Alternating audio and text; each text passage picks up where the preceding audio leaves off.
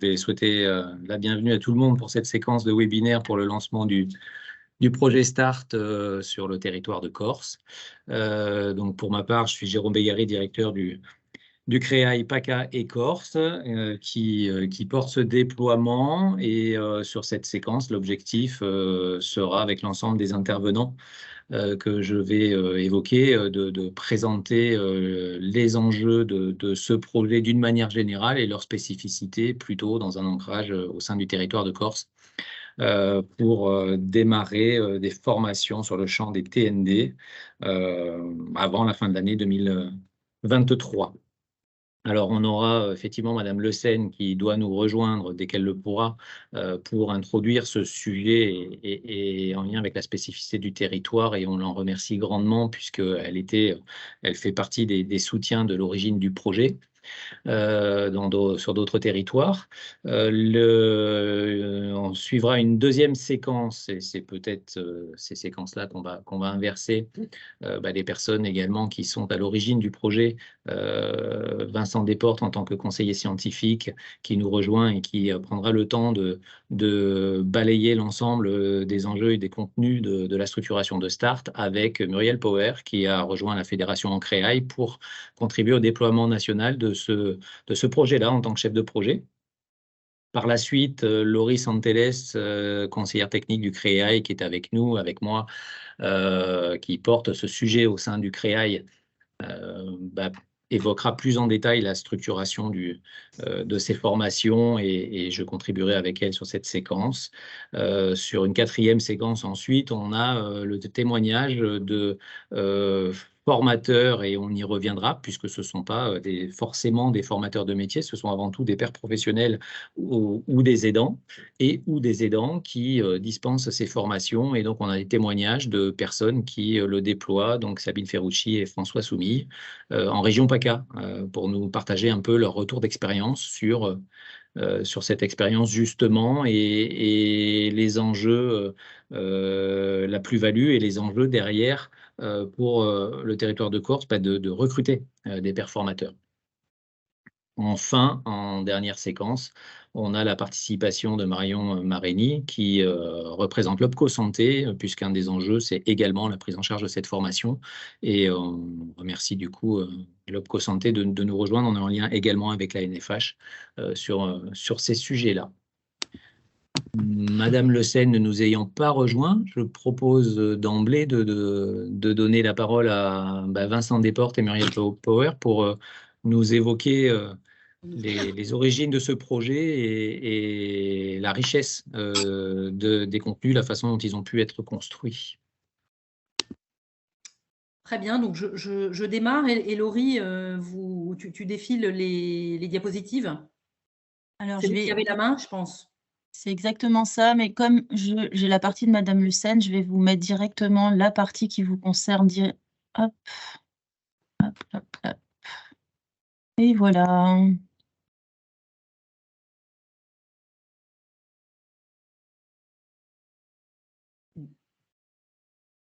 Donc, quelques mots, du coup, peut-être avant de passer la parole à Vincent.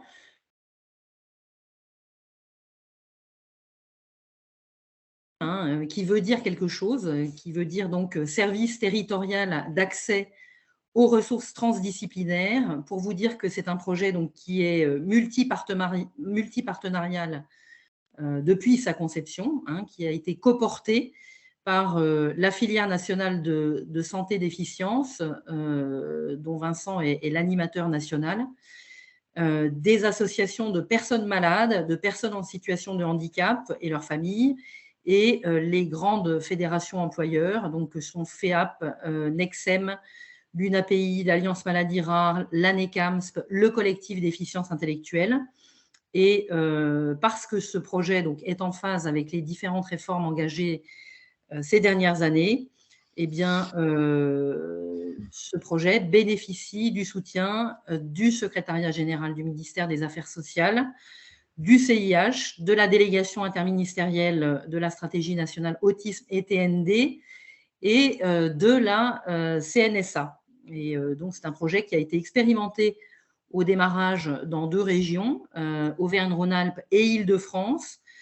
Cette expérimentation a été évaluée, modélisée, et il a rejoint, donc, comme Jérôme l'a dit, la Fédération nationale des créailles et les créailles pour un déploiement progressif national. Et donc, on est évidemment très heureux que ce projet puisse se déployer en Corse avec le concours de tous, puisque l'idée, c'est vraiment que le projet puisse mobiliser toutes les coopérations utiles à chaque fois qu'il se déploie dans une région donnée.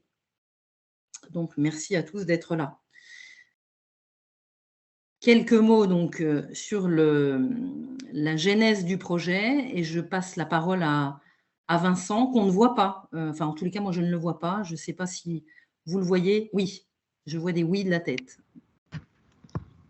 Moi, je me vois en petite icône, mais je ne sais pas si c'est pas ce qu'il y a de plus important. Oui, bonjour à toutes et à tous. Vincent Desportes, je suis donc neuropédiatre à Lyon. Je dirige le service de neurologie de l'enfant à Lyon et je coordonne la filière de santé maladies rares du neurodéveloppement. Comme l'a dit Muriel, c'est un projet multipartenarial avec à la fois les représentants des usagers, les représentants, donc les nombreuses associations, les représentants des employeurs du médico-social et puis aussi une filière sanitaire.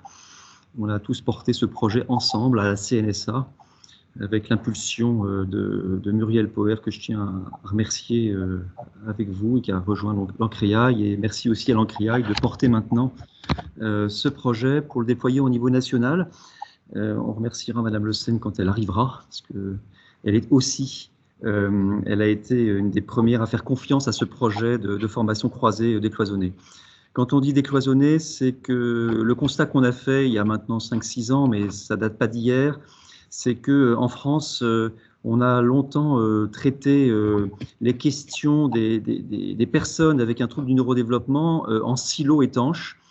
Il y a eu toute une campagne depuis 2002 sur les troubles des apprentissages, troubles du langage et des apprentissages, depuis le rapport Ringard en 2002, 2001, puis il y a eu les 3 plans autisme, et puis finalement chacun évoluant dans un rail un petit peu étanche, et puis il y avait en l'occurrence peu de choses spécifiques connues autour des personnes ayant un handicap intellectuel.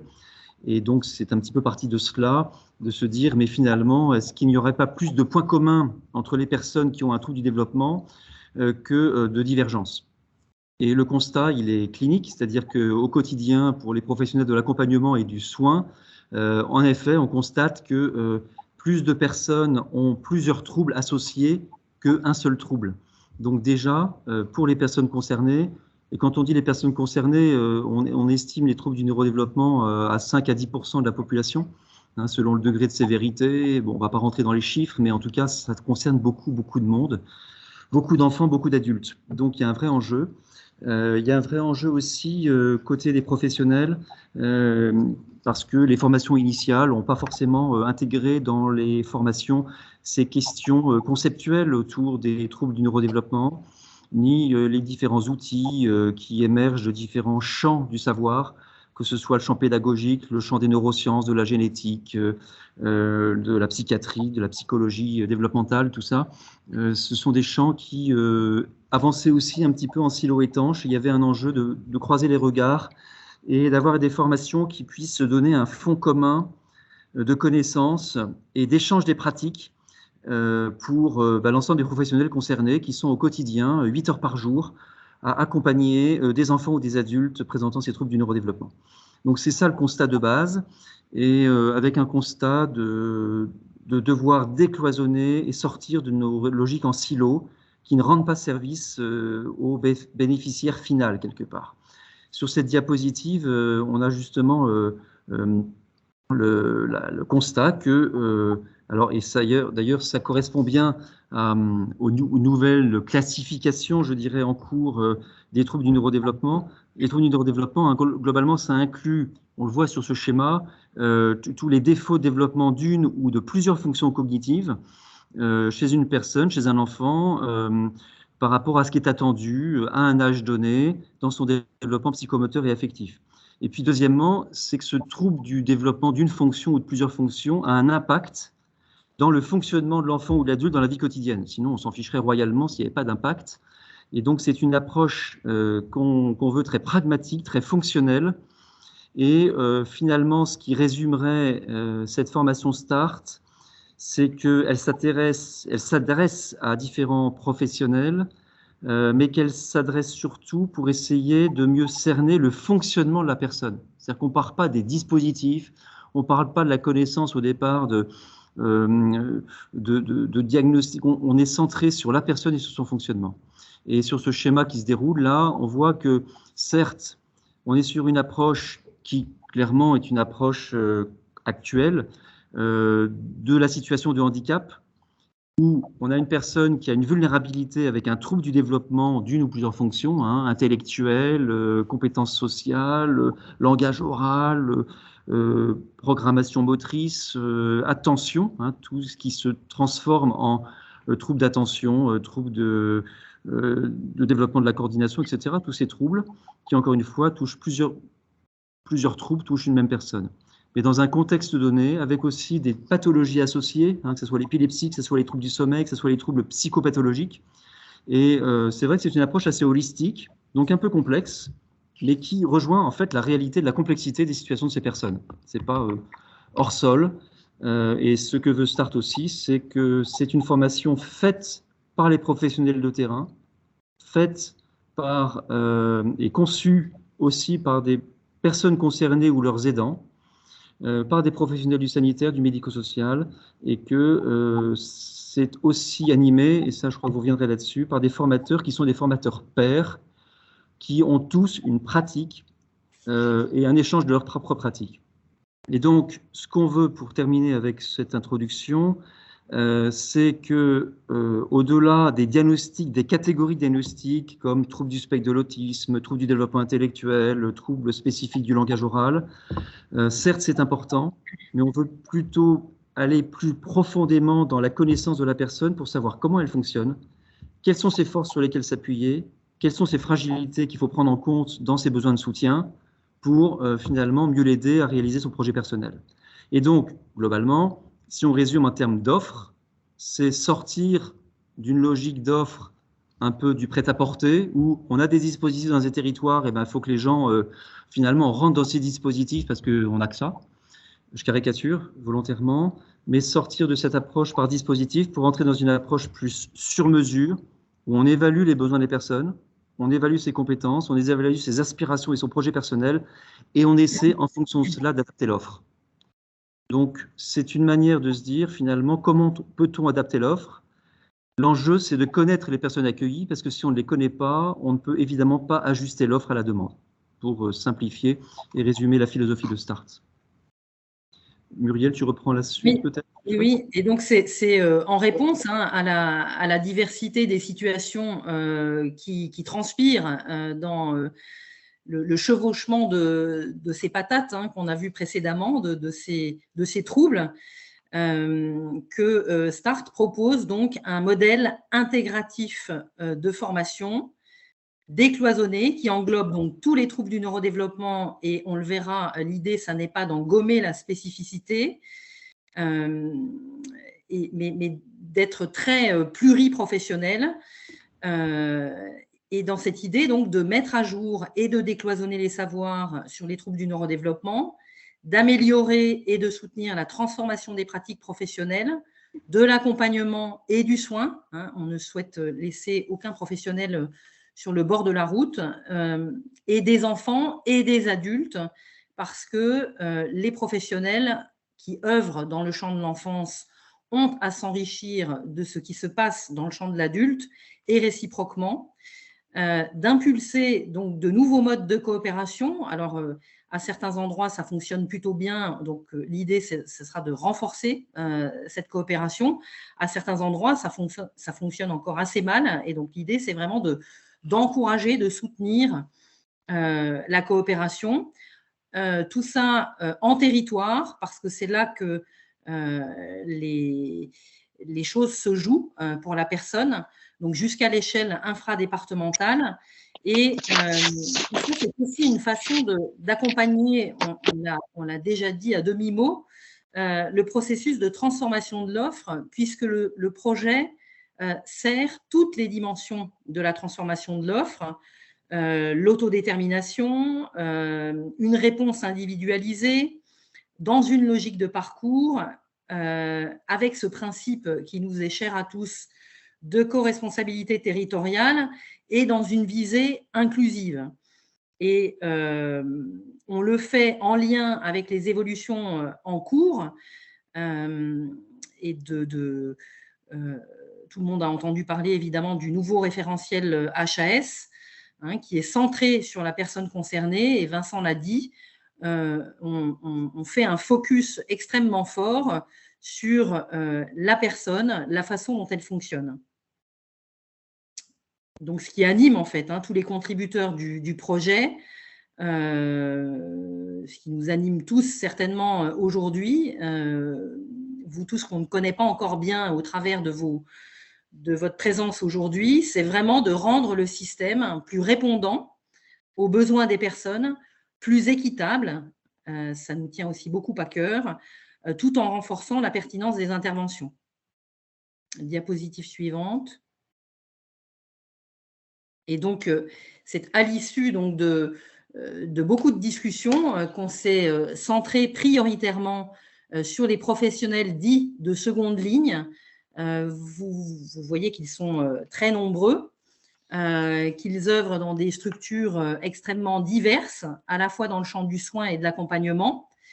Et on les a priorisés parce que ce sont eux qui sont au contact quotidien des personnes dont on a parlé, des personnes qui présentent des troubles du neurodéveloppement, 8 heures par jour, parfois plus, et que ce sont eux qui prioritairement vont devoir monter en compétences collectivement en territoire pour mieux soigner, mieux accompagner ces personnes qui présentent des troubles du neurodéveloppement.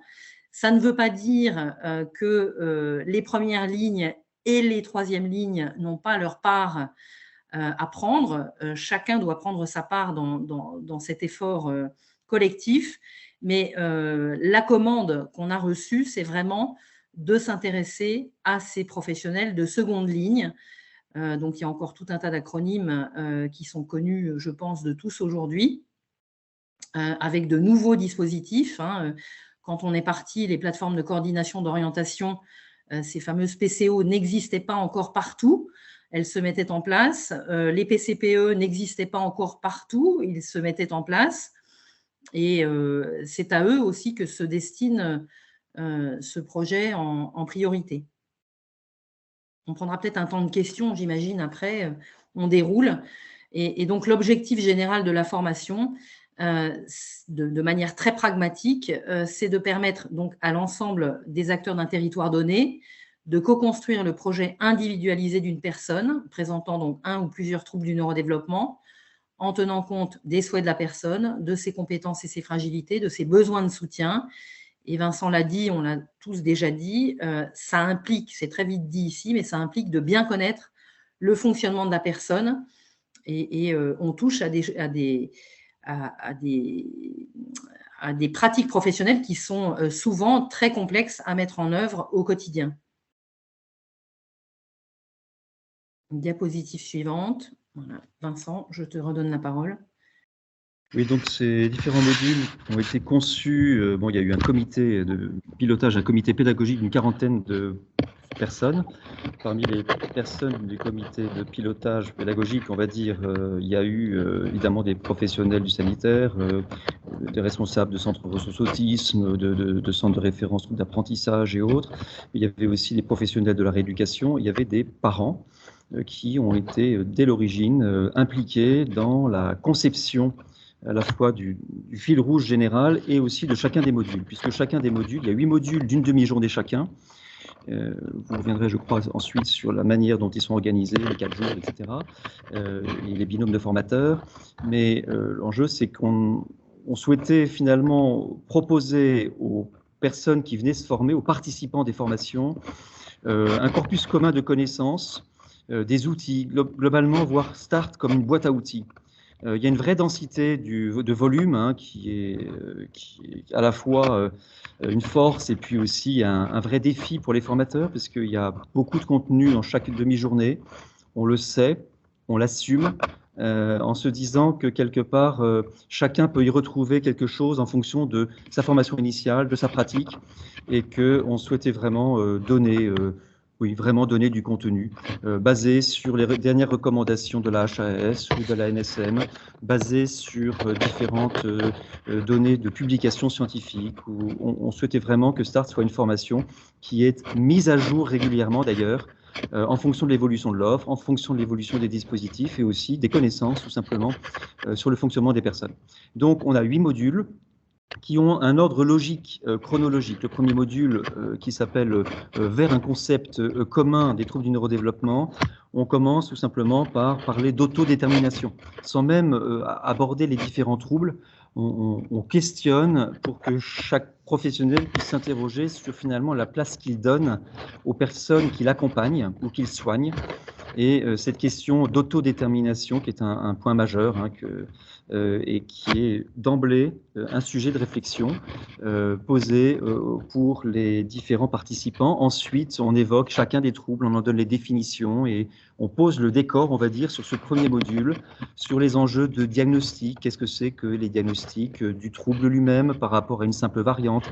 Qu'est-ce que c'est que le diagnostic de la cause, le diagnostic étiologique, le diagnostic catégoriel, le diagnostic fonctionnel, donc des termes un peu médicaux, mais qui finalement doivent être partagés par chacun, sinon pour éviter qu'on fasse des erreurs, puisque chaque terme finalement a un sens qui peut être différent selon le regard que l'on porte et selon la formation initiale que l'on a.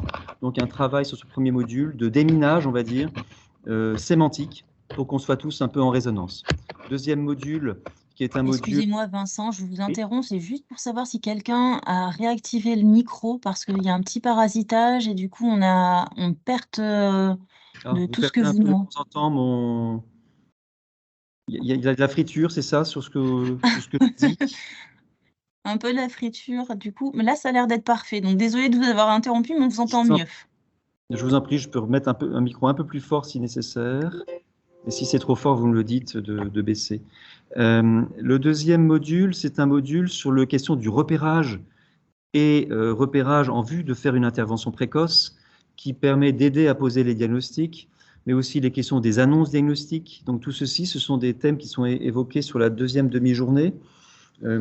Pour donner des exemples, encore une fois, et ça c'est un petit peu les thématiques qui sont abordées, mais dans les outils pédagogiques qui sont proposés, il y a des diaporamas, certes, avec du contenu, mais il y a aussi des jeux de rôle, des mises en situation, il y a des vidéos de témoignages de personnes concernées ou d'aidants. Voilà, on alterne un petit peu les outils dans ces boîtes à outils pédagogiques. Vous voyez, repérage, intervention précoce, bien sûr, on parle des PCO, on parle de leur place, de leur juste place dans les dispositifs existants. Voilà. Troisième module, c'est la question des compétences préservées et des fragilités de la personne. Grosso modo, on parle d'évaluation. Évaluation multidimensionnelle. À quoi ça sert d'évaluer? Pourquoi faire? Dans quel objectif? À quels âges? Quels sont les âges stratégiques? On propose pour ça des vignettes qui sont un peu des fils conducteurs. Il y a 3 vignettes qui sont proposées. Généralement, on en prend 2 sur un module en fonction aussi du groupe et de ses attentes. Voilà. Et là, c'est pareil, on travaille sur ces évaluations, on questionne, on essaie d'être le plus interactif possible. Communiquer, c'est un module en soi à part entière qui a été conçu par des professionnels qui sont aussi parents, qui l'ont expérimenté au quotidien. Là, pareil, on a un jeu de rôle qui, je trouve, fonctionne très bien, où on met en situation des professionnels d'être parents, père et mère d'un jeune qui arrive à un IME et où l'équipe dit bah non, nous, on ne fait pas de communication alternative, désolé, votre système, on ne va pas le mettre en place. Et finalement, on fait réagir. Vous connaissez, c'est la puissance d'évocation des jeux de rôle et qui nous permettent vraiment de prendre conscience d'éléments décisifs. On sait que la question des communications alternatives et augmentées sont maintenant devenues des recommandations officielles hein, pour les professionnels dans le champ du médico-social.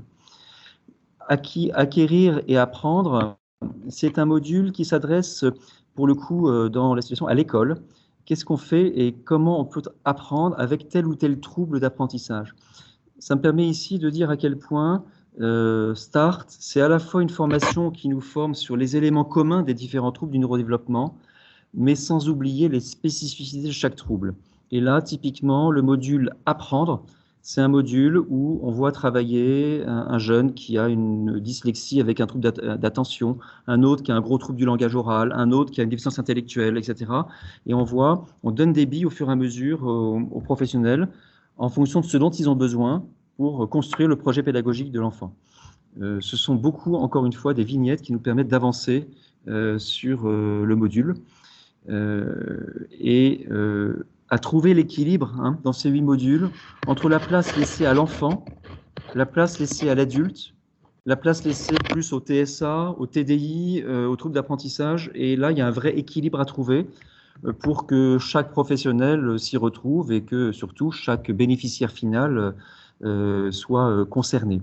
La santé, l'accès aux soins psychiques et somatiques, c'est majeur. La question de la douleur, la question de l'expression de la douleur, la question des dispositifs d'accès aux soins, tout ceci, c'est basé sur des recours HAS multiples. Et là, on met du contenu, on donne des exemples. Et c'est typiquement un exemple de module où on se dit, finalement, sur le territoire, qu'est-ce qui existe ? Qu'est-ce qui existe comme consultation dédiée pour les personnes en situation de handicap, comme accès à des IRM sous âgés, etc. On est très concret. Et vous voyez qu'au fur et à mesure de ces modules, on rentre de plus en plus dans quels dispositifs sont disponibles aujourd'hui, quelles ressources territoriales sont disponibles aujourd'hui sur notre territoire.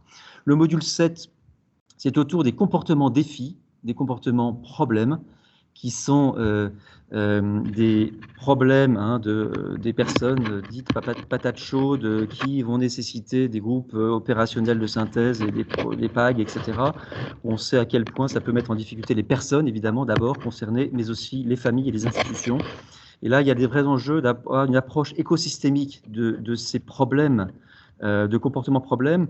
Et vous voyez que c'est un module 7, c'est-à-dire que pour appréhender de manière intelligente, avec des regards croisés, ces questions de comportement problème, on a besoin d'avoir eu des éléments sur la santé, sur la douleur, sur les apprentissages, sur la communication, sur tous les éléments des modules qui précèdent, permettent d'aborder le module 7 avec déjà des éléments de langage pour discuter des situations. Et enfin, le module 8, c'est un module un peu de synthèse, finalement, où là, on co-construit le parcours et on discute finalement avec un esprit critique le parcours. Alors il y a un fil rouge avec un certain Jérôme, mais dont on peut s'écarter, revenir, choisir telle ou telle partie de sa tranche de vie pour réfléchir finalement sur est-ce qu'on a pris en compte les aspirations de ce jeune dans sa phase de transition, est-ce qu'on a eu une réponse adaptée ou pas, et finalement de se dire dans le territoire, est-ce qu'on aurait eu des dispositifs qui auraient permis de mieux comprendre comment elle fonctionnait, de mieux voir ses aspirations et de voir ses besoins de soutien.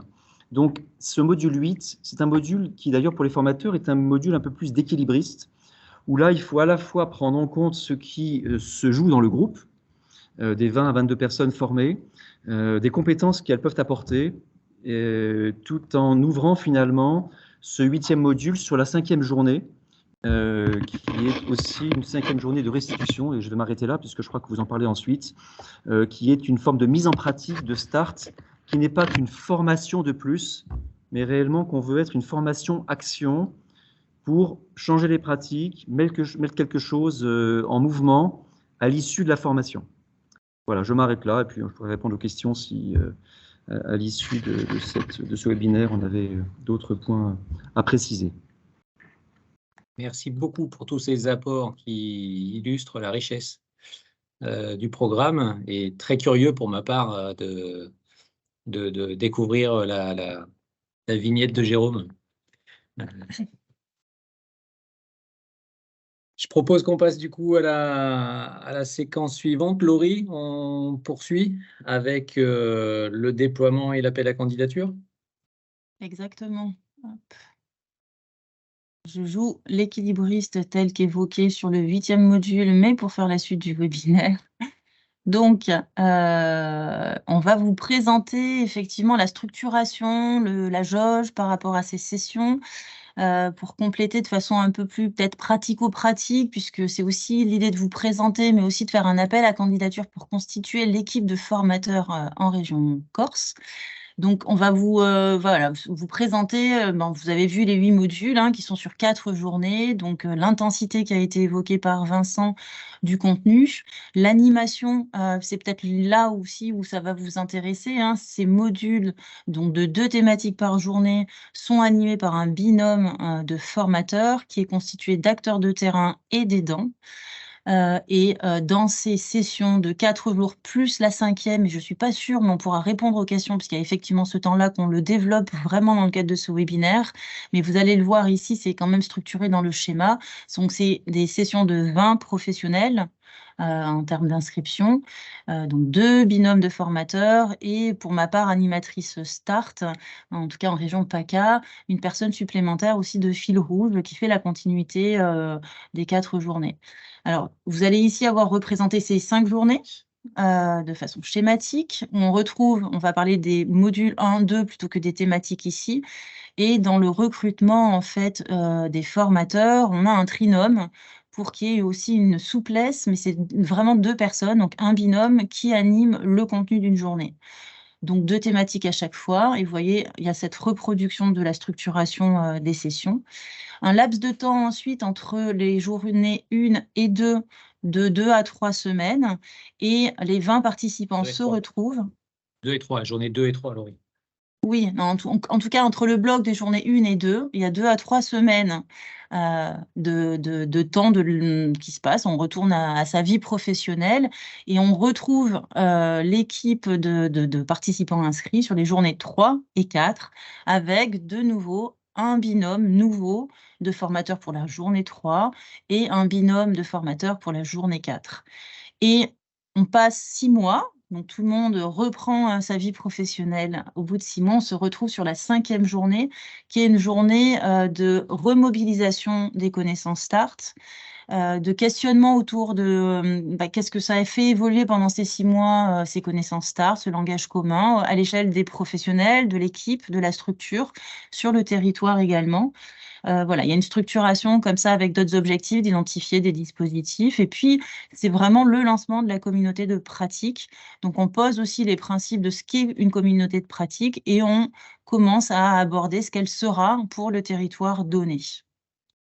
Ensuite, c'est une démarche très proche d'une formation Calliope, avec des évaluations des acquis, avec des enquêtes de satisfaction à la fois pour les participants et également pour les formateurs à chaque fois.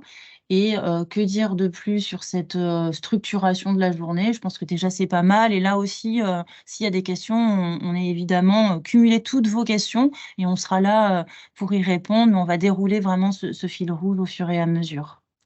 Peut-être juste en complément, Laurie, pour illustrer sur le lien avec les recrutements, un binôme par journée, ça veut dire que on doit recruter minimum 8 personnes pour le territoire de Corse, idéalement 12. Alors, justement, transition sur les profils recherchés, qui est un exercice complexe, très intéressant, mais ça doit certainement vous intéresser, puisque parmi vous, je pense qu'il y en a qui se disent, voilà, est-ce que je me lance dans l'aventure? On aurait tendance à dire oui, parce qu'elle est formidable, et vous aurez des témoignages tout à l'heure des formateurs en PACA. Donc les profils recherchés, on a ces éléments vraiment de connaissances théoriques et pratiques. On le rappelle, il y a aussi ce lancement de la communauté de pratique passe quand même par les formateurs déjà, puisque ce sont des acteurs de terrain ou des aidants qui accompagnent vraiment les personnes concernées par un ou plusieurs troubles du neurodéveloppement. Donc c'est vraiment essentiel de partager cette expérience-là. Et puis évidemment, dans les phases d'entretien, on va chercher aussi l'appétence pour transmettre. Donc, il y a la philosophie, la compréhension de l'ensemble des TND, mais il y a vraiment cette vocation à partager, à être en mesure d'animer, même si on ne cherche pas des formateurs professionnels et on insiste vraiment là-dessus. Donc, il y a aussi cette logique d'être en co-animation qui n'est pas non plus quelque chose de naturel. Donc, ce phasage aussi de partage, du contenu. Et puis, voilà, le petit plus, c'est quand même d'avoir au moins sensibilisé à la formation des aides pour avoir une expérience quand même de transmission au-delà d'une animation de réunion. C'est quand même vraiment un plus, même si, voilà, dans la formation des formateurs, donc c'est la suite hein, des éléments, il y a une formation des formateurs avec les concepteurs, grand moment aussi de constitution de l'équipe de formateurs, de la rencontre souvent d'une autre région, et puis de voir aussi comment est né avec des concepteurs qui sont quand même hyper disponibles et qui sont à l'origine de tout ce contenu-là et qui partagent les 4 années d'expérience aussi de ces modules, de ce que les professionnels en dégagent et tous ces éléments. Donc là, sur la diapo, vous voyez qu'il y a des dates qui sont déjà programmées. Formation donc 28, 29, 30 juin à Paris, qui fait partie aussi hein, des critères quand on fait les entretiens, de vérifier qu'il y a la disponibilité, c'est non négociable, c'est impératif et on voit combien c'est indispensable pour lancer la dynamique, au moins au niveau des formateurs, mais pour la suite aussi. Et puis l'exercice pour nous, Créail et en Créail, c'est effectivement de croiser plusieurs éléments. Donc la pluridisciplinarité pour représenter différents métiers, différents champs d'expertise aussi au niveau d'un ou plusieurs TND.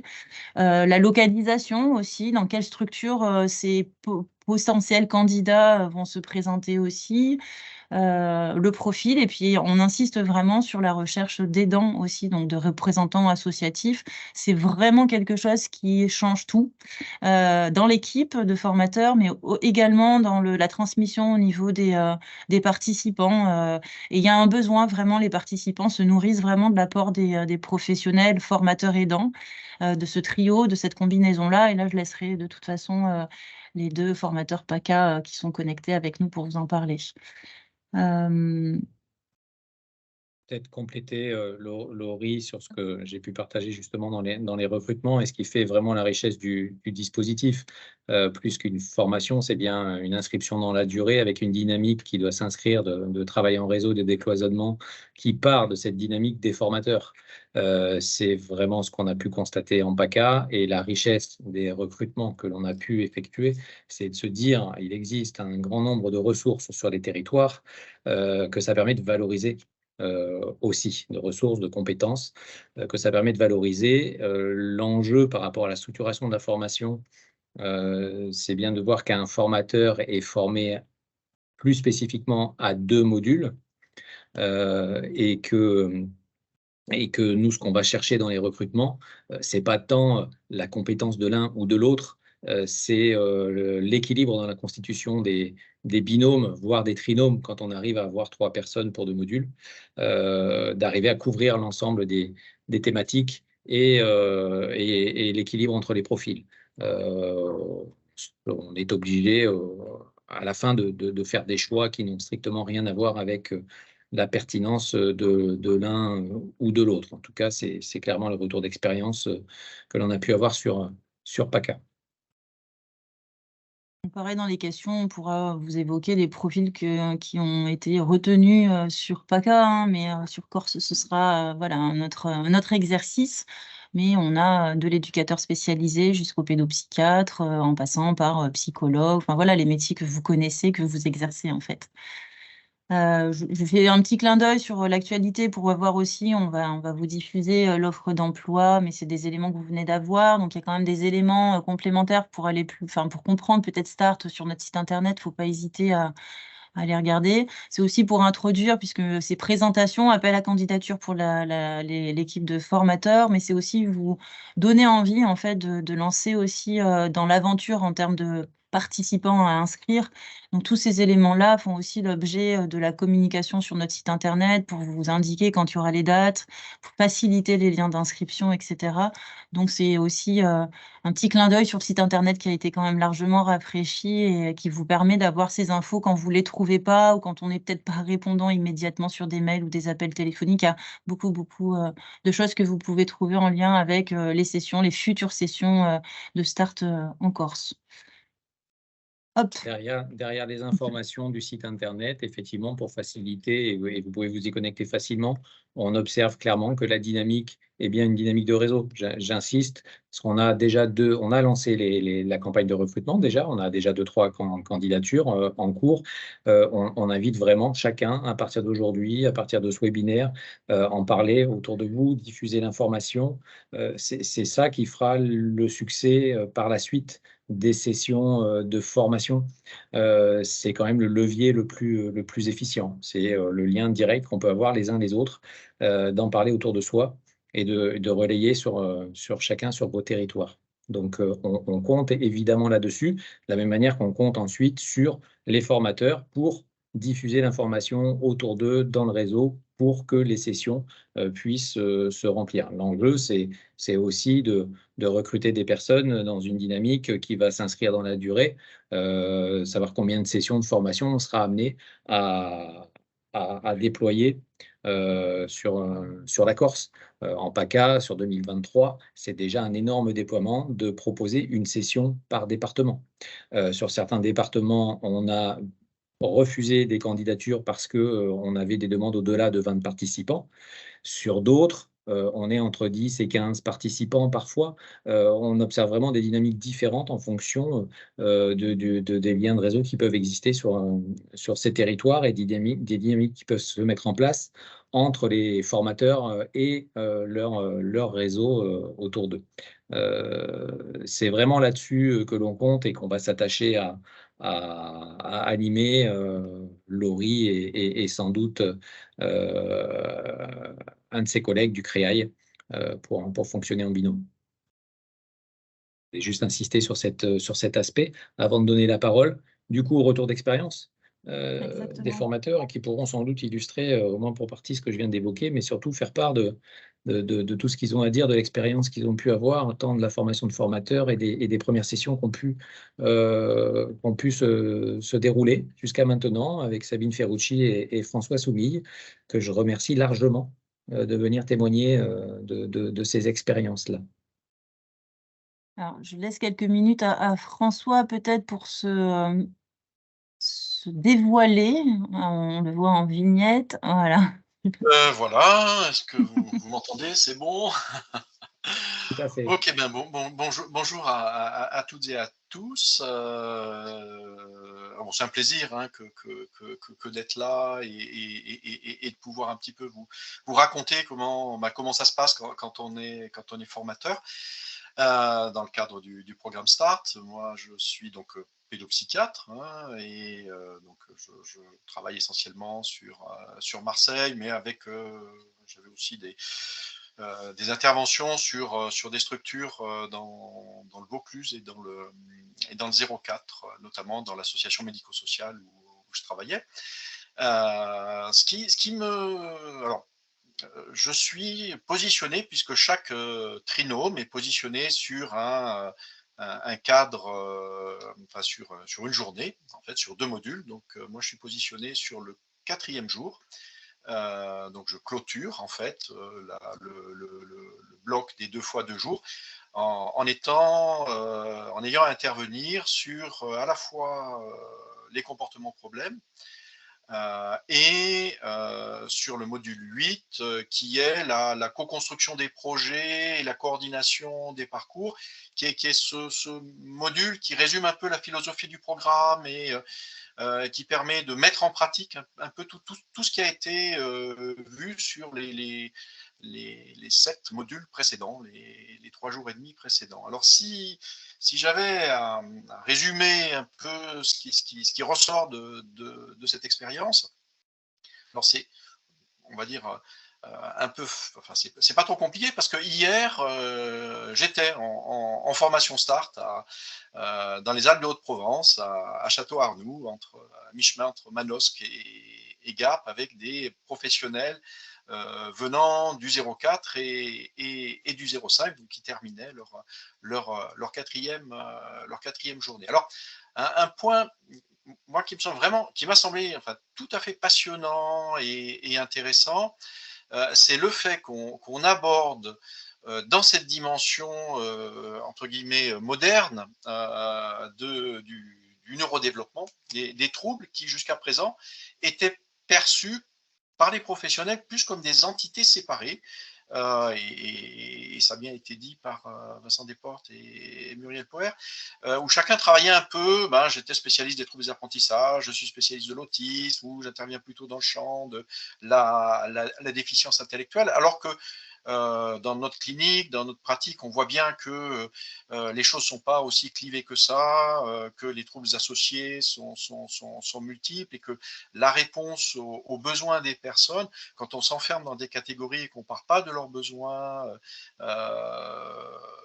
au niveau fonctionnel, des supports qu'il faut leur apporter, on est vite limité. Et donc, en entrant dans Start, on est vraiment dans cette dynamique et on s'approprie cette compréhension des troubles dans cette dimension neurodéveloppementale. Et ça, moi, je trouve que c'est vraiment quelque chose de très, très, très riche et intéressant.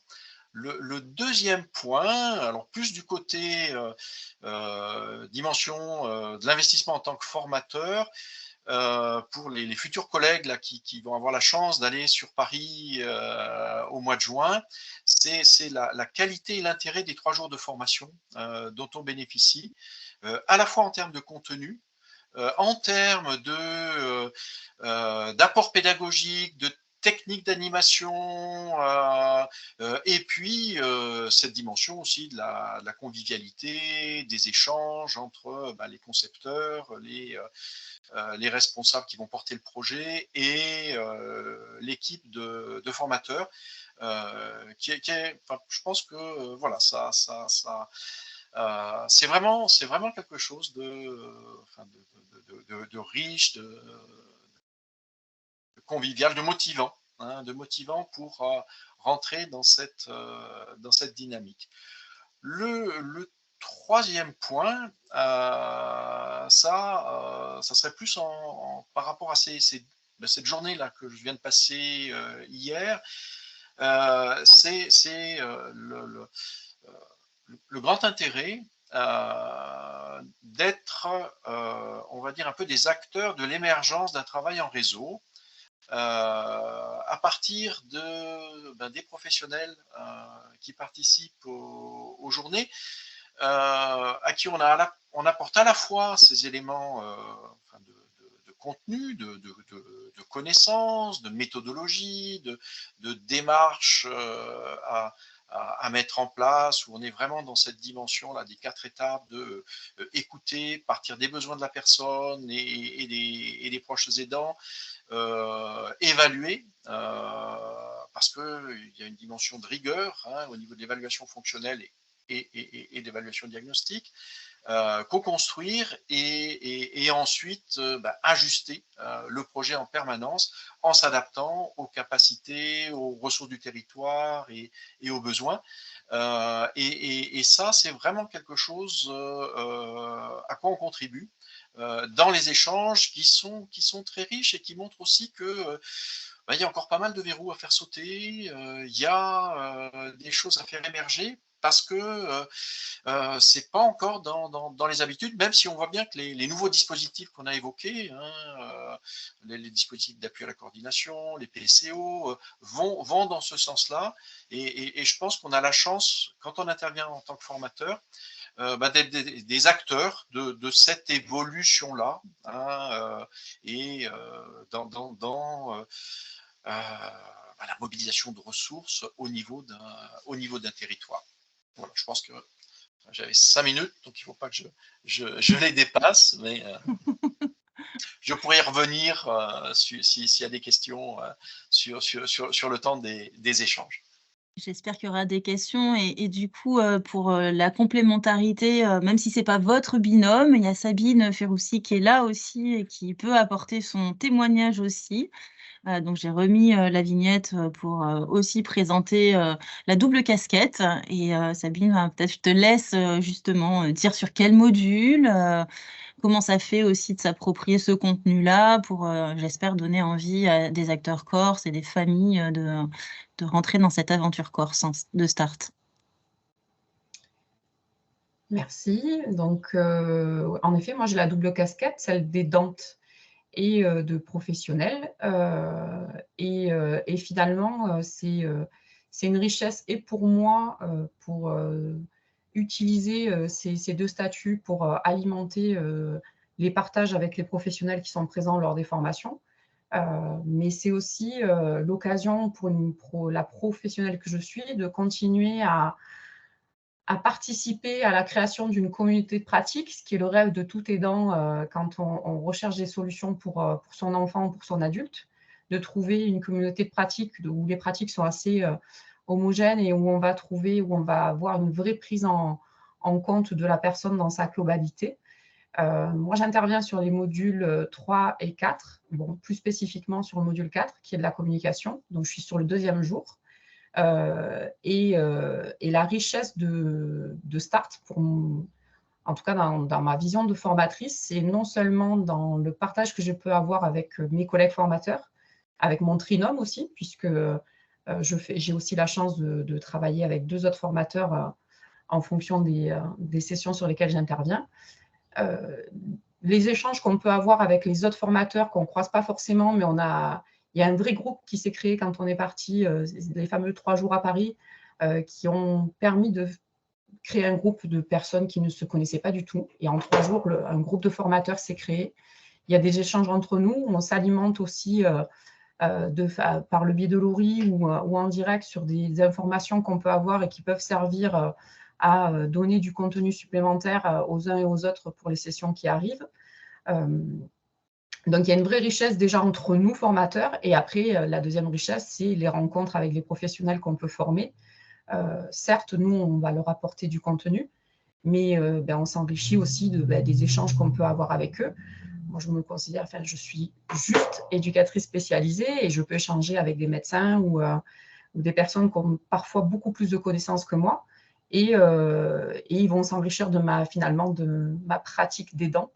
Donc, les échanges et la richesse, elles viennent vraiment dans les 2 sens. Là où c'était intéressant aussi, et c'est ce que François disait, c'est ce côté où on casse un petit peu la vision en silo, hein, comme disait Vincent, où on arrête de cloisonner, de mettre les personnes dans des cases, parce qu'il faut prendre la personne dans sa globalité et souvent dans ses différentes manifestations aussi pour faire un accompagnement de qualité. Et ça, c'est quelque chose qui aujourd'hui, on le sent quand on en discute avec les professionnels qui découvrent que parfois, un réseau qui peut leur être utile à eux va servir à d'autres personnes qui n'interviennent pas du tout dans le même champ. J'ai envie de dire aussi merci au CREAI pour son support pédagogique, technique et qui nous accompagne aussi formateurs. On n'est pas non plus lâchés dans la nature. On peut aussi s'appuyer sur toute l'équipe du CREAI quand on a des besoins et ils nous accompagnent là-dessus. Donc, il ne faut pas avoir peur si on n'a pas spécialement d'expérience sur la formation ou sur des petits détails. On pourrait se dire qu'on ne va pas y aller et avoir une crainte. Mais moi, j'avoue que des fois, je me suis dit, je suis que éducatrice. Et finalement, non, j'ai aussi ma part à donner. Je trouve qu'aujourd'hui, j'ai ma place. Et je suis bien contente d'avoir tenté l'expérience et de faire partie de l'équipe. Parce que on a pu me dire que j'avais enrichi du monde. Et moi, j'en sors à chaque fois beaucoup plus enrichie après chaque session. Donc, c'est une véritable aventure qui... faut espérer va durer et si elle peut voir le jour en Corse et que d'autres personnes peuvent vivre ce que nous on vit en PACA, voilà, bienvenue et n'hésitez pas à vous lancer dans l'aventure en tout cas. Merci Sabine. Merci beaucoup pour ces témoignages et donc je vois dans le même temps que Madame Le Senne nous a rejoint. Et je vous propose, on a évoqué largement l'implication que vous avez pu avoir et plusieurs intervenants vous en remercier sur ce projet START, tant sur d'autres territoires que désormais pour la Corse. Et du coup, je vous propose de vous laisser la parole pour nous parler un peu des spécificités de ce territoire et de la façon dont l'ARS de Corse a envisagé ce déploiement plus particulièrement. bonsoir à tout le monde et merci professeur Desportes d'avoir répondu à notre invitation.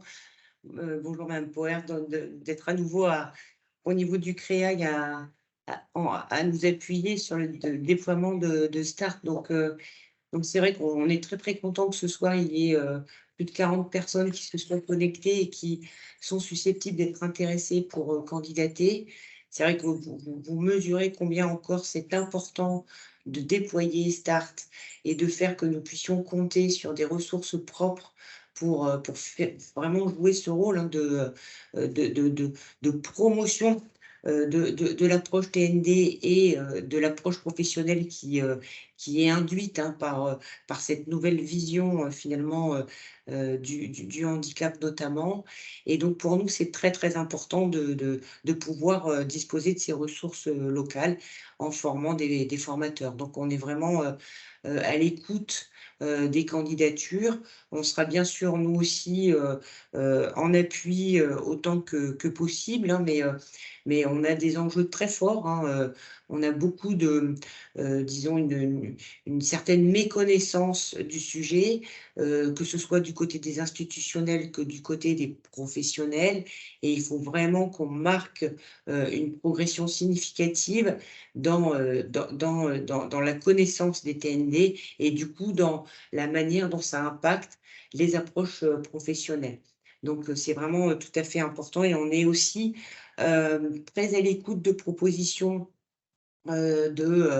d'aidants familiaux qui souhaiteraient entrer dans cette démarche parce qu'on sait aussi combien ils sont précieux pour nous après dans leur manière de pouvoir former et diffuser les connaissances. Et donc là-dessus, on n'a pas du tout, bien sûr, au contraire, hein, même s'il y avait des aidants et qu'on devrait les aider, etc., pour pouvoir accéder à la formation, on le ferait bien volontiers. Donc voilà, donc une vraie mobilisation très forte de l'agence pour qu'on puisse vraiment marquer déjà des progrès dès cette année en ayant des premiers formateurs sur START. Voilà. Merci beaucoup pour cette intervention et ce soutien. Laurie, je propose qu'on reprenne peut-être les deux diapos qu'on n'a pas partagés dans la lignée des interventions qui ont eu lieu là sur le COPIL régional. On peut effectivement. Ce qu'on a co-construit avec l'ARS et donner la parole ensuite à l'OPCO Santé.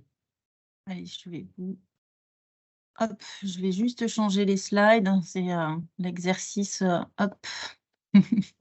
Voilà, ce sont et on vous laisse compléter au besoin au niveau de l'ARS, mais ça fait partie des éléments qu'on a pu co-construire avec l'ARS, l'installation d'un COPIL régional représentatif de la diversité des acteurs qui peuvent être présents sur ce territoire-là. On vous évoquera derrière la constitution de ce COPIL qui a vocation à alimenter la dynamique autour du projet et du déploiement de START également, à renforcer la communication, le lien avec tout ce que j'évoquais tout à l'heure en termes de dynamique de réseau. La priorisation et la stratégie avec le choix qui a été fait, mais comme en PACA finalement, plus qu'une approche transversale par type de structure, l'approche par territoire pour constituer des sessions de formation a été privilégiée. Il y a donc un travail assez fin qui a pu être fait et qui nous aidera à organiser des sessions en fonction des différents territoires de Corse. Animateur START au CREAI PACA et Corse, comme je l'évoquais tout à l'heure, simplement c'est de dire que toute cette dynamique est animée par un conseiller technique ou une conseillère technique du CREAI. Pour le moment, sur le déploiement de START, c'est donc Laurie qui anime avec moi depuis tout à l'heure ce webinaire. On a des personnes qui viennent de nous rejoindre au sein de l'équipe et l'objectif est de constituer un binôme. Donc, Laurie sera présentée en appui, mais avec la présence d'une autre personne du CREAI pour cette animation qui doit se construire désormais. Et donc, derrière, on avait le copil, Laurie. Oui, alors j'aime bien quand même insister sur l'aspect modélisation qui est quand même une forme de... C'est rassurant en termes de contenu pédagogique, mais c'est aussi intéressant de voir que la structuration, copil, stratégie, voilà, cette organisation quand même de décider avec des acteurs et des gestionnaires et des gens qui sont ciblés. Donc là, je vais vous montrer justement la composition du copil qui a été travaillé avec la RS Corse, de dire que c'est partout où Start se développe, il y a une structuration qui est identique aussi pour répondre à des dimensions qui sont équivalentes. Et ça, c'est vrai que ça fait aussi la force, c'est-à-dire que où qu'on soit en Corse ou sur le continent, Start a la même forme en fait, a le même contenu pédagogique, a la même structuration et est décidé avec les acteurs de terrain. Donc là, vous avez la liste en fait des personnes, les membres du COPIL, les organisations qui sont représentées et qui ont été décidées. Il y a eu un premier COPIL qui a été réalisé il y a un mois de cela, à peu près, justement pour poser aussi les bases et décider, comme l'a dit Jérôme, de la stratégie qui parlait le plus pour le territoire corse. Je ne sais pas si on a une slide complémentaire. Non, et là, on déroule dans le mauvais sens. Mais du coup, voilà, c'était pour poser ces éléments-là qui me semblent importants dans le côté stable, constant et reproductible. Et on va laisser la parole. Et donc là, je vais faire mon petit exercice acrobatique pour... je vous fais des switches d'attention avec des slides, pas des slides, hop, hop, hop. Donc, je vais basculer sur la dernière personne qui va intervenir et c'est très important, vous allez le voir, puisqu'on va donner la parole à l'OPCO Santé. Hop, Madame Mérini. En même temps, hop, parce qu'elle est la slide.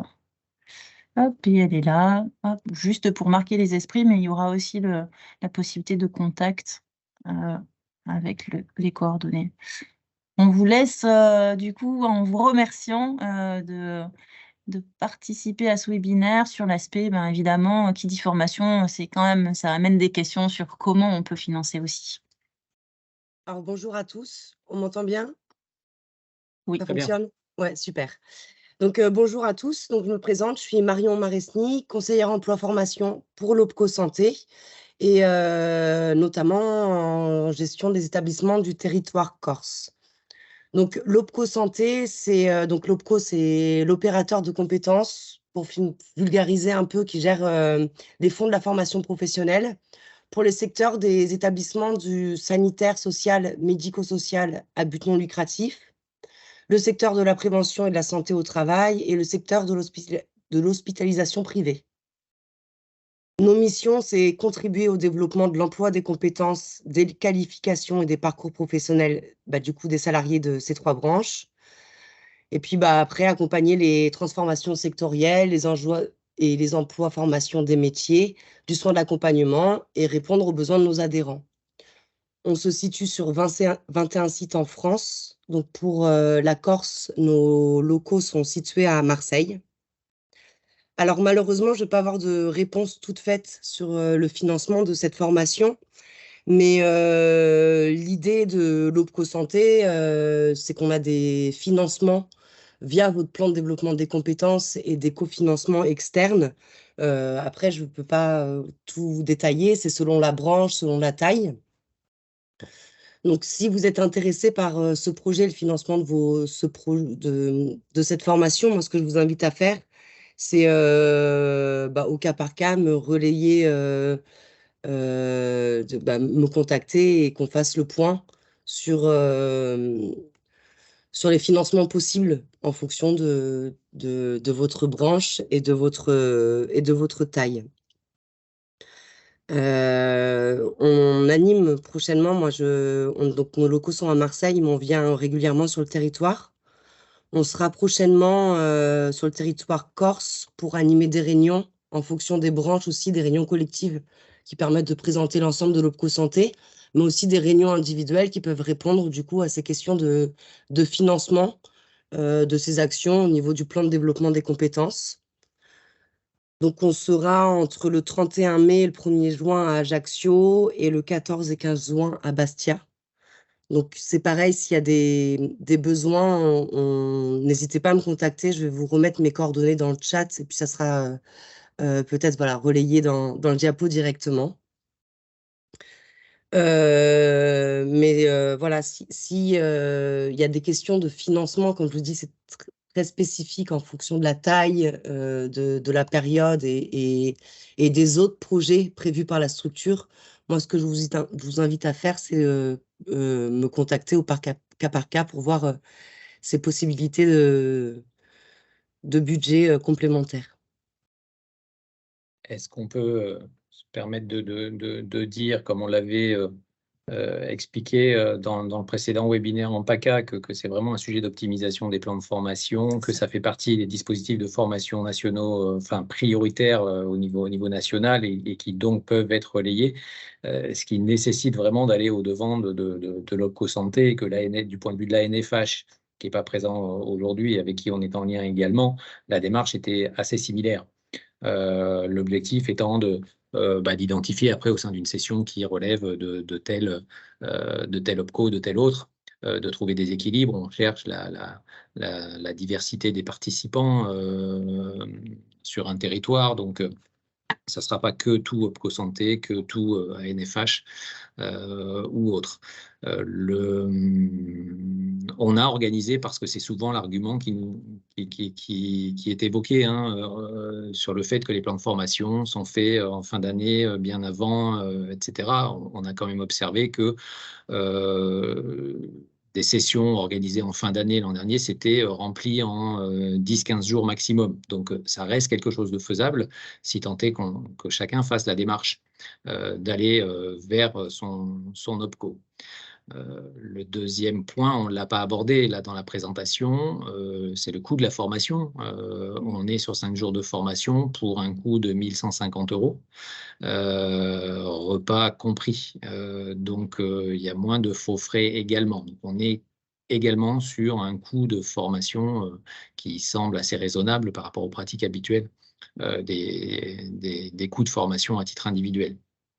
Donc voilà, il me semblait important qu'on puisse insister sur ces éléments-là parce que ce sont les sujets qui reviennent assez régulièrement vers nous.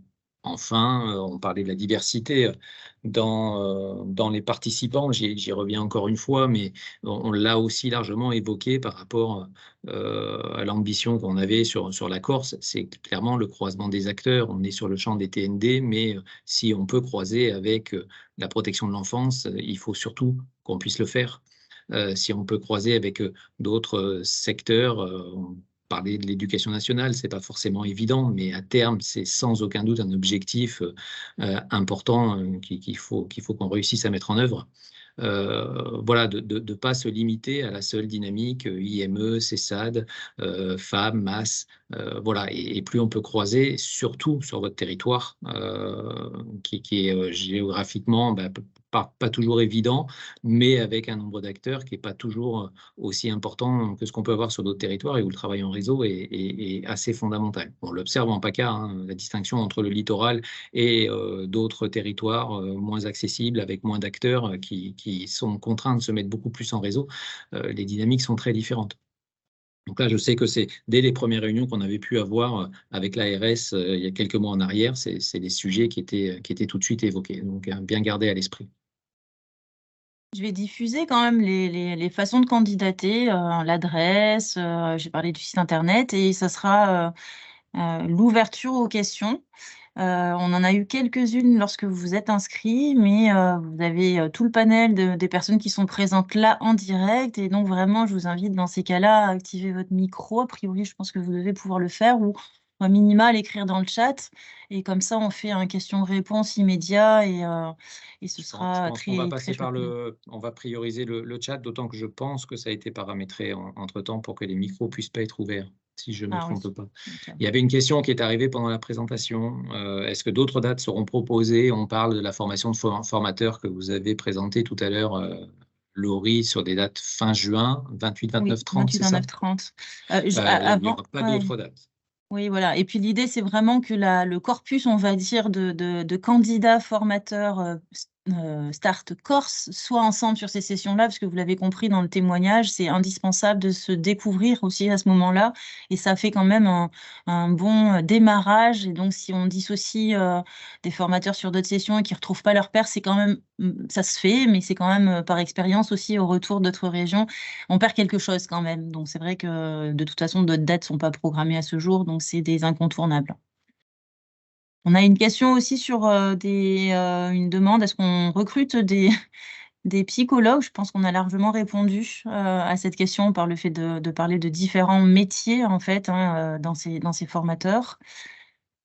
Et je regarde qu'est-ce qu'on a d'autre comme type de questions qui nous sont parvenues. La fréquence des formations, là aussi je pense qu'on a donné des éléments, ça va se construire et avec un objectif d'une session sur la Corse pour 2023. Donc on est quand même en mai, donc c'est bientôt. Et ensuite, ça dépendra effectivement de la dynamique. C'est pour ça que j'ai insisté tout à l'heure autant. Si la dynamique s'installe, c'est ce qui préfigurera de sessions qui pourront s'organiser. Donc, il faut absolument qu'on arrive à lancer cette dynamique dès les premières sessions.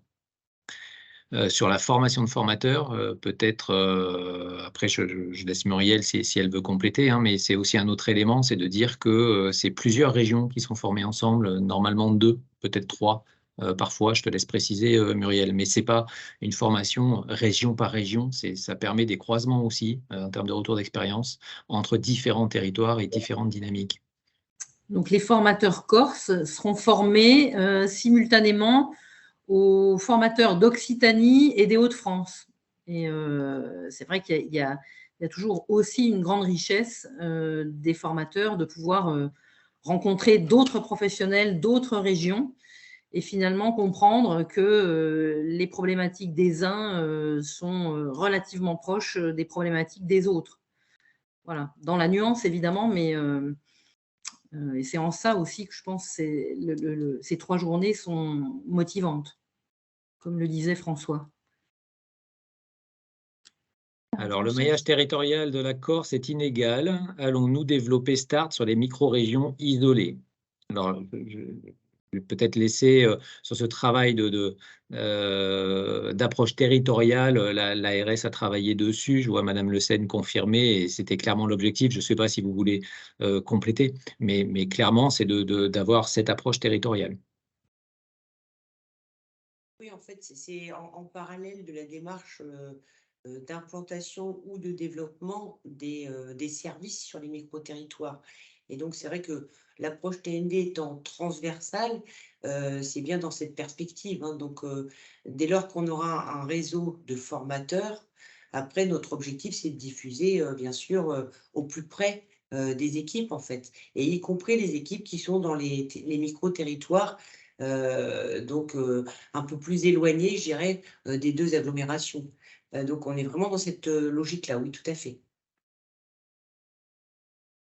Il y a une question aussi dans le questionnaire en ligne, pas dans le chat, qui était sur le statut de libéral. Et c'est vrai qu'après le comité de pilotage, c'est une question qui nous a été demandée, en fait. Est-ce que le statut de professionnel en libéral est compatible avec une candidature? Je peux répondre, mais peut-être que vous voulez répondre, Muriel ou Vincent. Eh ben oui, tout à fait. En fait, on propose aux formateurs d'opter pour 2 types de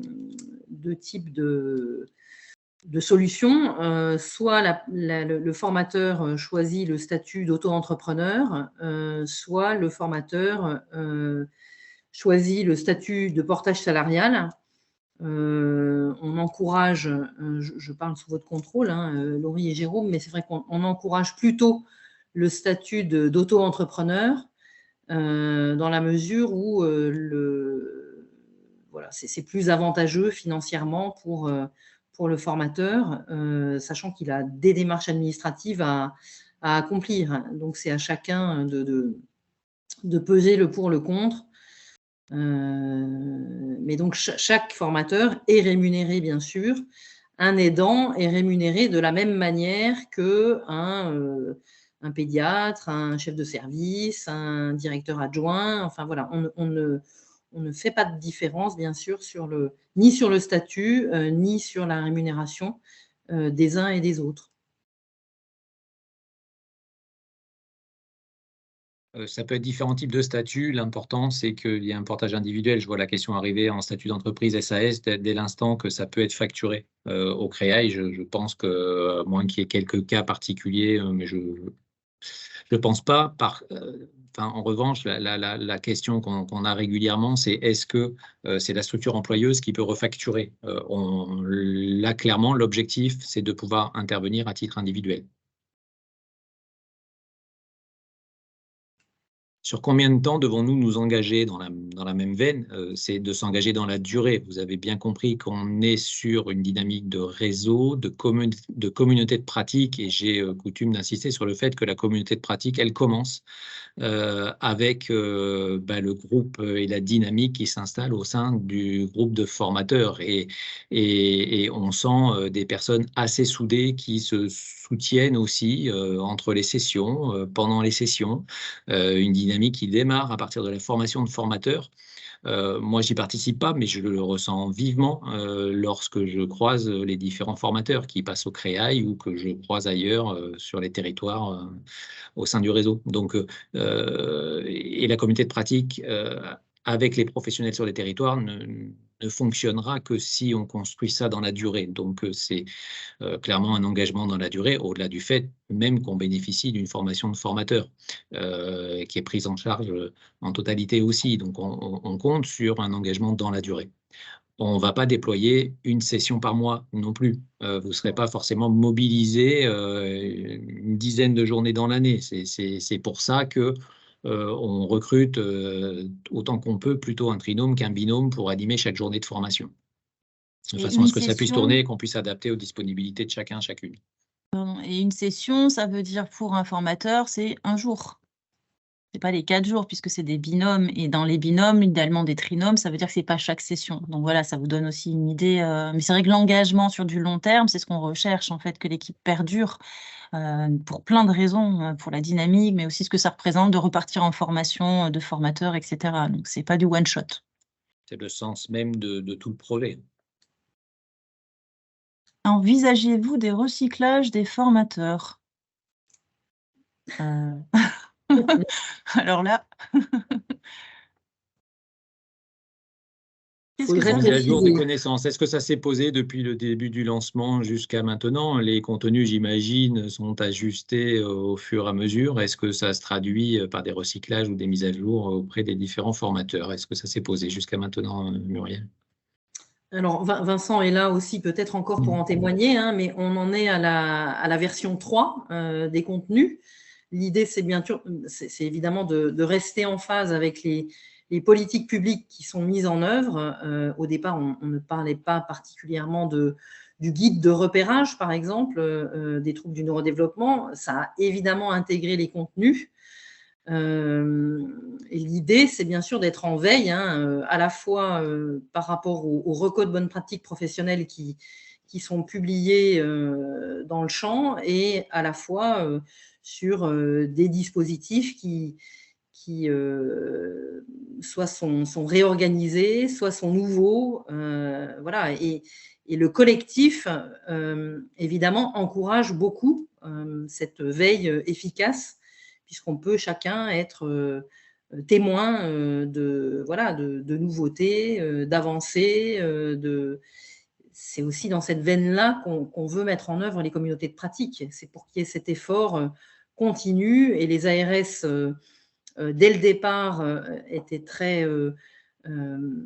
soutenantes dans le fait de dire qu'il fallait finalement une grande bienveillance vis-à-vis de ces acteurs pour les soutenir au quotidien dans des choses qui sont difficiles finalement à faire advenir, aller contre les routines, aller contre le cadre institutionnel, aller contre un certain nombre de choses. C'est vrai que ça demande un effort quasi quotidien, et que cet effort sera probablement d'autant mieux accompli qu'il est collectif et que les professionnels se soutiennent entre eux. Vincent a levé la main. Vincent voulait compléter, oui. Oui, je voulais saluer Madame Le Sen déjà, et vous remercier parce que vous êtes à l'initiative de Start avec nous. Si vous n'aviez pas eu confiance dans ce projet un petit peu ovni pédagogique à son origine, on n'en serait pas là aujourd'hui. Donc, merci à vous. pour votre soutien qui a été décisif dans la démarrage de l'expérimentation. Et c'est vrai que donc on est assez heureux qu'aujourd'hui ça puisse revenir aussi sur un territoire dont vous avez la responsabilité. Concernant la question de la mise à jour des contenus, c'est vrai que c'est pour ça d'ailleurs que dans START, on a une équipe nationale qui continue à travailler tout en gardant l'autonomie de mise en œuvre des créailles. C'est-à-dire qu'on est sans arrêt dans cette articulation entre un contenu qui est quand même commun, qu'on soit dans les Hauts-de-France ou en Corse, le contenu il est commun, la boîte à outils la même, et en même temps elle est enrichie sur chaque territoire des expériences du territoire. Donc c'est une alchimie qui nécessite d'être un petit peu parfois sur une ligne de crête, mais en tout cas on assure en national l'évolution des contenus, et surtout si on est à la version 3, c'est qu'on a eu des retours des formateurs, des retours des participants sur des trucs qui ne marchaient pas, d'autres qui étaient bons, d'autres qu'il a fallu faire évoluer, donc l'outil est aussi dynamique en fonction du retour sur l'outil et aussi de l'évolution des pratiques et des recommandations qui viennent au fur et à mesure. Donc,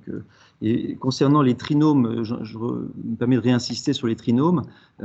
C'est vrai que ce sont des binômes, bien sûr, qui assurent la formation, mais l'avantage du trinôme, c'est qu'il y a toujours un backup et qu'en effet, comme tous les professionnels qui sont formateurs sont aussi des professionnels de terrain, on ne peut pas se rendre disponible comme ça facilement, donc d'où l'intérêt du trio, pour qu'on ait au moins un binôme à chaque fois. D'où les 12 formateurs, même s'il n'y en a que 8 qui interviennent par session. Je crois que c'est vraiment, vous l'avez déjà dit, mais j'insiste parce que je crois qu'avoir 3 personnes par journée, ça me semble essentiel. 3 personnes formées et prêtes à intervenir.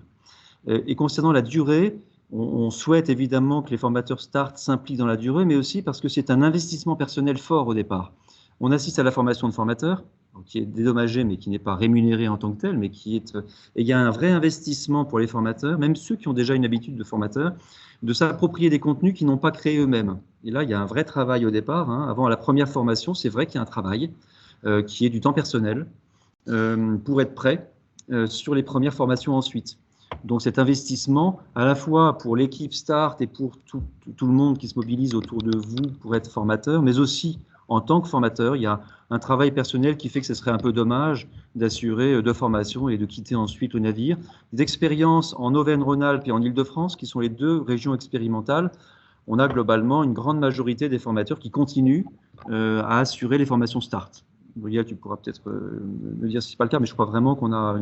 Après, certains arrêtent pour différentes raisons, parce qu'ils sont amenés à prendre des responsabilités à droite ou à gauche, ou à déménager.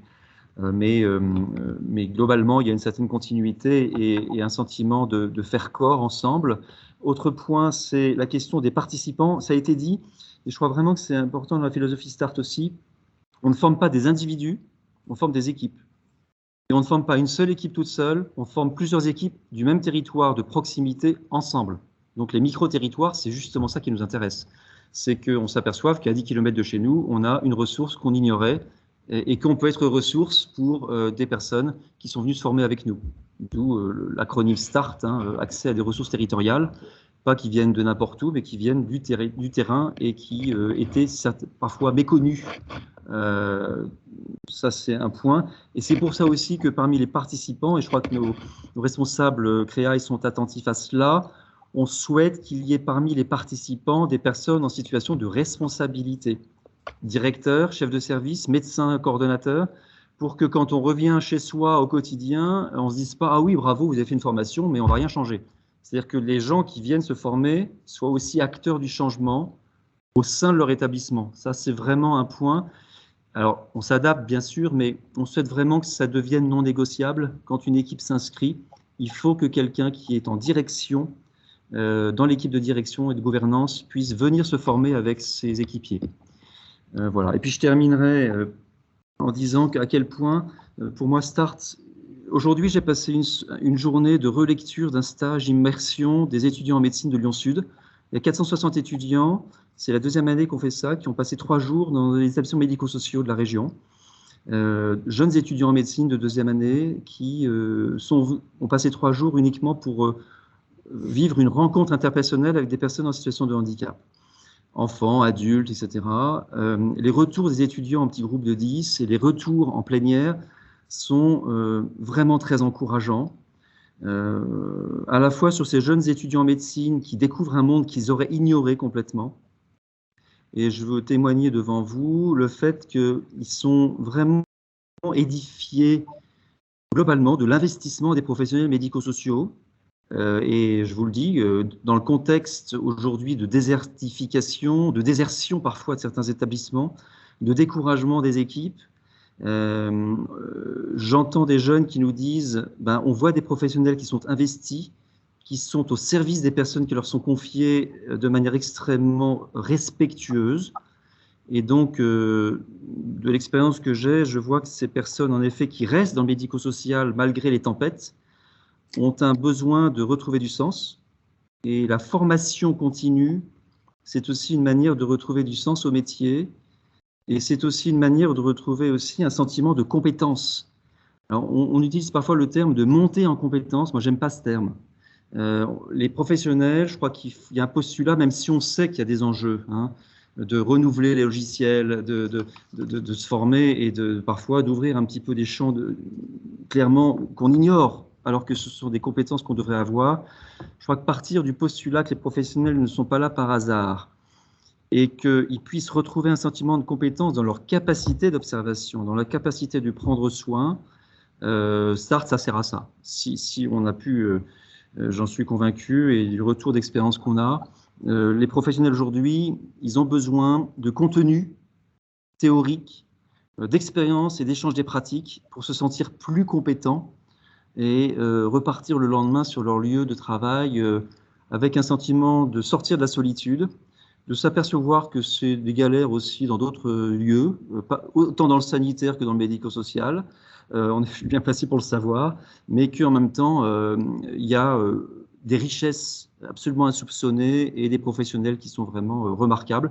Encore une fois, c'est un témoignage des jeunes étudiants en médecine qui nous disent « Waouh, il y a quand même des gens qui sont super créatifs dans le médico-social ». Je tenais à vous le dire ce soir parce que c'était la journée d'aujourd'hui de restitution en plénière et il y avait des très belles pépites. Voilà, je m'arrête là. Merci Vincent. Merci Vincent. Je me permets de renforcer un des aspects que vous avez évoqués et m'appuyant aussi sur le témoignage de Sabine Ferrucci tout à l'heure en disant je suis simple éducatrice, je ne suis que éducatrice et je peux dans ce cadre échanger avec des médecins. Et ça répond à la question qui est posée, le profil des personnes qui sont formées.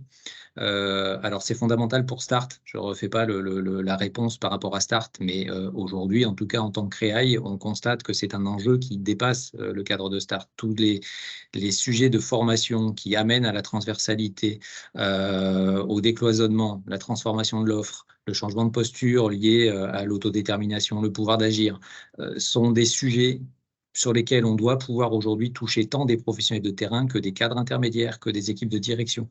On rencontre très souvent des professionnels aujourd'hui dans les bilans de formation qui nous expliquent à quel point ces choses peuvent avoir du sens, mais que ça vient interroger évidemment toute la construction institutionnelle, entre guillemets, qui mérite d'être questionnée, déconstruite pour être reconstruite.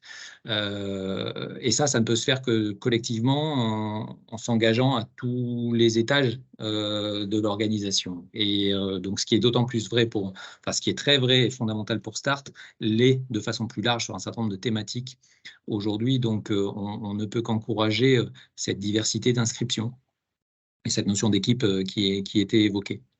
Donc je pense que sur les questions qui étaient posées avant, du coup, Vincent a apporté beaucoup d'éléments de réponse. Les contenus, les modules sont bornés, mais les contenus dans les modules, Vincent l'a évoqué, il faut s'y approprier, ils sont construits. Donc c'est borné également, ce qu'il y a à l'intérieur des modules. C'était une des questions, si je l'ai interprété correctement.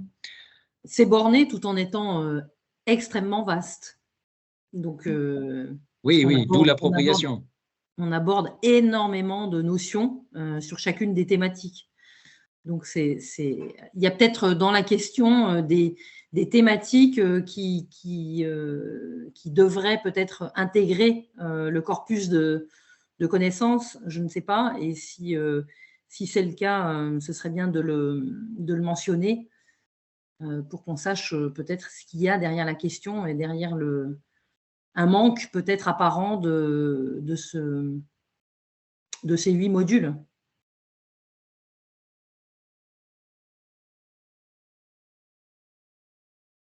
Alors, je voulais reprendre sur les inscriptions. Je pense que celle-là, je l'interprète comme ça. Comment les structures font la demande de formation START? Il y aura des communications par le CREAI assez larges que vous recevrez directement puisque vous avez participé au webinaire. Et vous pouvez vous inscrire depuis le site du CREAI, puisque ces informations ils seront en permanence avec les différentes sessions. Et vous avez là les informations que l'ORI vous remet avec des adresses mail directement si, avant même qu'on communique sur ces éléments, vous êtes demandeur et ça nous permet de mieux cibler, d'anticiper ces demandes-là. Oui, je remercie Patricia sur Bravo pour ce format original, ça donne envie. Et effectivement, anticiper, même si les dates ne sont pas posées, si on a aussi des intentions de s'inscrire, ça augmente aussi de mettre en place, de choisir des dates, d'organiser. Bon, bien sûr, il faudra l'équipe de formateurs. Donc, faites une prise de contact déjà sur l'adresse qui est indiquée ici pour vous manifester. Et on verra, c'est très encourageant aussi. Et merci beaucoup pour ce commentaire. Laurie a confirmé aussi à la question la formation s'achève à J+5 6 mois après. Les groupes ainsi créés peuvent-ils faire de nouveaux appels aux formateurs en cas de besoin pour des analyses de situation?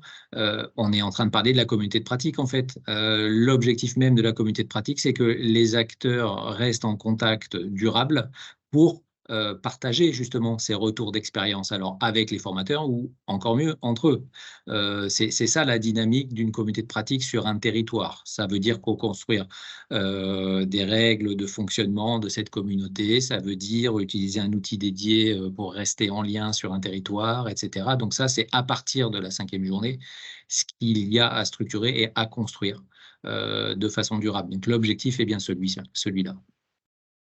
Ouais, après, ce qu'on précise aussi après les sessions, c'est en fait, par la connaissance après de l'animateur fil rouge du CREAI Start, c'est de pas hésiter à nous contacter s'il y a des questions à adresser aux formateurs. Et on fonctionne un peu par lien comme ça, si on peut donner des éléments de suite, mais il y a un rapprochement qui est possible avec les formateurs. Et évidemment, ce que vous disiez, Jérôme, c'est qu'ensuite, dans la communauté de pratique, ces formateurs sont bien sûr les bienvenus, invités et font partie de cette communauté de pratique. Voilà.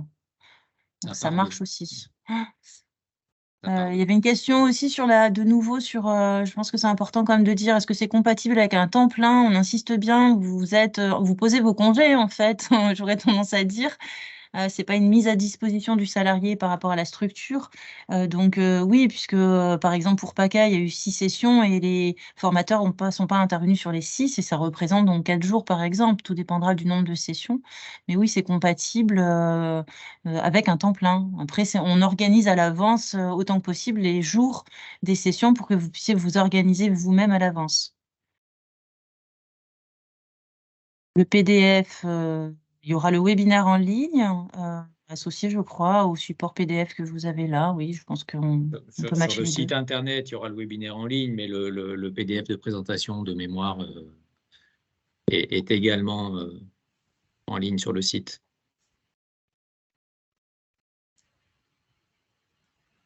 Y a-t-il une dernière question à 18h30, veille d'un long week-end, que tout le monde doit attendre avec impatience? Si je peux me permettre, je rebondis sur toutes les questions de statut, hors taxe, TTC, voilà. Donc, pour tous les établissements qui relèvent de la branche de l'OPCO-Santé, bah, vous avez mes coordonnées, vous n'hésitez pas à me contacter. Pour tout ce qui est profession libérale, il me semble que c'est le FIF-PL. Donc pareil, vous devez avoir un intervenant, un conseiller qui pourra répondre un peu à ces questions de financement.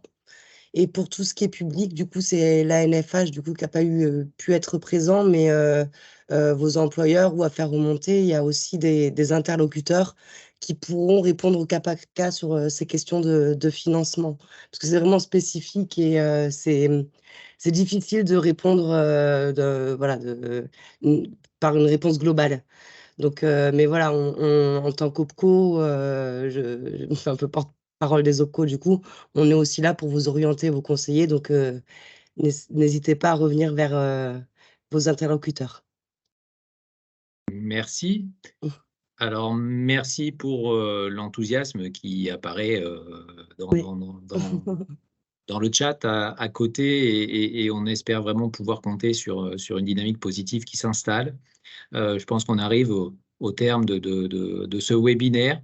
Est-ce que Madame Le Senne, vous souhaitez évoquer un dernier mot avant qu'on clôt le webinaire? Juste un remerciement à nouveau en direction des intervenants et des participants et en souhaitant à tous un week-end de réflexion de 3 jours pour candidater dès mardi matin sur les sites qui vous ont été, dont les coordonnées vous ont été communiquées. Donc voilà, donc vraiment merci de faire partie de cette dynamique qui nous fait progresser. Merci beaucoup et bon week-end à tout le monde. Merci à vous pour le soutien sur ce projet et ce déploiement. Et je remercie à mon tour, avant de vous quitter tous, l'ensemble des intervenants, que ce soit les fondateurs, que ce soit l'ARS, que ce soit les formateurs en retour d'expérience ou l'OPCO Santé. Laurie, bien évidemment. On vous souhaite un bon week-end en espérant, à mon tour, vous retrouver nombreux dans cette aventure. À très bientôt. À très bientôt, merci.